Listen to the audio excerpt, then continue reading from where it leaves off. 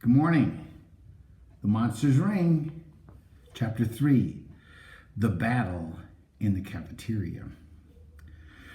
Russell bounded joyfully out of bed. What a fantastic dream, he thought. Suddenly he stopped dead in his tracks. There were hairy feet sticking out of his pajamas. He sat down slowly. So it wasn't a dream. He shook his head as images began to flicker through his mind. He saw himself, his monster self, in action, growling at late shoppers, swinging on street lamps, and his cheeks burned at the memory of chasing cars down Main Street. On all fours, snapping at hubcaps. Cripes, this was embarrassing. He groaned as he remembered what he had become next. What he had come next. Even now, he wasn't sure how he had escaped from all those policemen. So there he is as the monster. I don't know if you saw that, but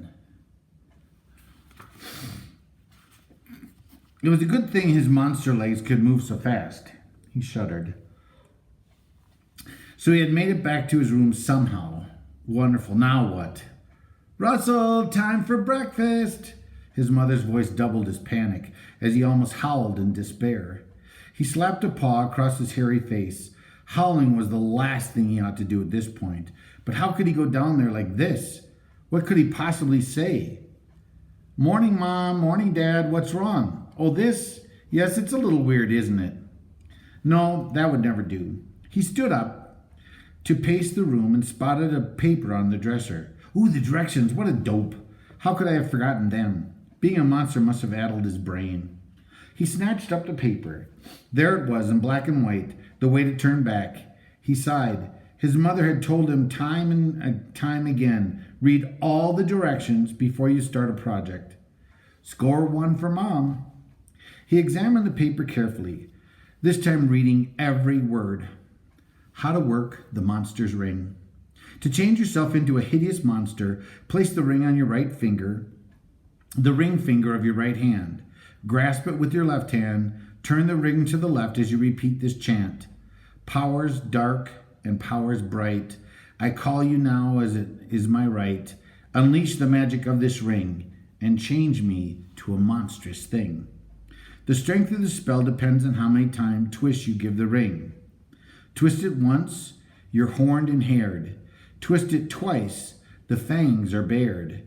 Twist it thrice, no one has dared. So twice is you'll have fangs, and then thrice means 3 times, but no one's ever tried that, it says. Use with caution and never on the night of a full moon. To return to normal, turn the ring to the right, repeating this charm. Powers bright and powers dark, hark to one who bears your mark. Now let my shape return to me and make me as I used to be. Have fun. Trembling, Russell took the ring in his claws and twisted it as he repeated the final verse. It worked. He could feel his horns beginning to shrink, his hair growing shorter, his claws turning back into nails. He wanted to shout for joy. Then something occurred to him, a thought his panic had blinded him to before. If he had an antidote, he could become a monster anytime he wanted. For the first time in his life, the future looked beautiful.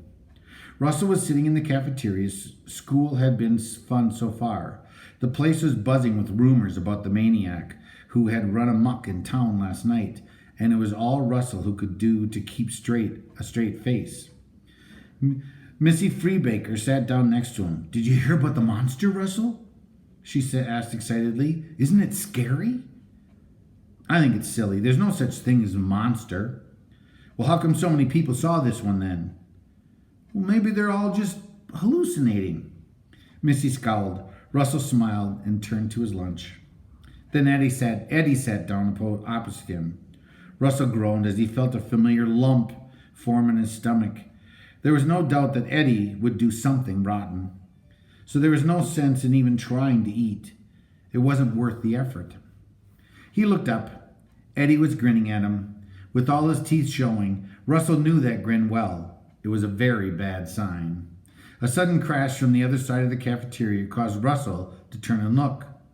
When he turned back, Eddie was pouring chocolate milk all over his lunch tray. Russell got angry. Then he got scared because he was angry. Then the anger became more important again. He picked up his spoon and he smacked Eddie's hand. "What do you think you're doing, Craniker?" screamed Eddie. He shoved Russell's tray so that it smashed into his chest. Without thinking, Russell took what was left of his milk and he threw it on Eddie. The carton struck his chest, and the chocolate milk erupted out of it, spattering all over Eddie's face. Eddie howled in rage. Lunging across the table, he grabbed Russell's shirt, shouting about how Russell's going to be sorry he'd been born, and how they were going to need a spatula to get him off the cafeteria walls. Russell was crying, but he was also smacking Eddie on the head with the spoon, shouting, "Stop it! Stip it! Stupid!" Eddie didn't stop. Russell picked up his plate and dumped it on Eddie's head. Spaghetti flew in all directions. Eddie screeched. Strings of spaghetti dangled over his ears like strange new hairdo. Suddenly, Russell realized what he had just done. Eddie had never heard of forgive and forget. He would be after Russell for the rest of his life. He would wait around every corner, hide behind every bush, ready to jump out and pay Russell back 1,000 times for one insult. The horror movie of revenge unreeling in Russell's mind was stopped short by someone grabbing him by his shoulder. He was wrenched around to find himself face to face with his teacher, Ms. Snurgle. "What's going on here?" she cried. She was so angry she could hardly get the words out. Russell and Eddie both started talking. "Be quiet," she snapped. She marched them both out of the cafeteria. "You go wash up," she said to Eddie. "Russell, you wait here until I come for you. After lunch, we'll make a little trip to the principal's office." She stood him back beside the door and disappeared back into the cafeteria. Russell slid to the floor. The principal. Oh man, Raffschnitz was one of the most feared person at Boardman Road Elementary. Kids turned white at the very mention of his name, and now Russell had broken the rules. He was being sent to that office. He would have to face the beast of Boardman Road. What had made him do all this anyway? Usually he just took Eddie's abuse without saying or doing anything, and it ended up feeling rotten as a result. To Russell's surprise, he realized that he did not feel rotten now. In fact, if you didn't count his fear of Mr. Raffschnitz, he felt pretty good. Just then, Eddie came swaggering back from the bathroom. He still had spaghetti sauce on his ears, but he was smirking as if he owned the world. He had been through this 1,000 times after all. In fact, Eddie spent so much time in Mr. Raffschnitz's office that most kids thought he must have a special chair set aside for just him. Some even claimed it had his name on it. Leaning against the door, Eddie smiled down at Russell and said fiendishly, "Wait till school's over, Craniker. I'm going to mop the hallways with your face." Russell began to tremble. Clasping his hands together to keep them from shaking, he felt the ring. The ring. A smile flickered over his face. "Try it, bozo. See what happens." The look on Eddie's face was perfect. He couldn't believe that Russell would dare talk to him like that. Russell began to chuckle.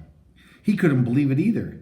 He, Russell, the meek and mild, was making tough Eddie squirm. He laughed out loud as he did.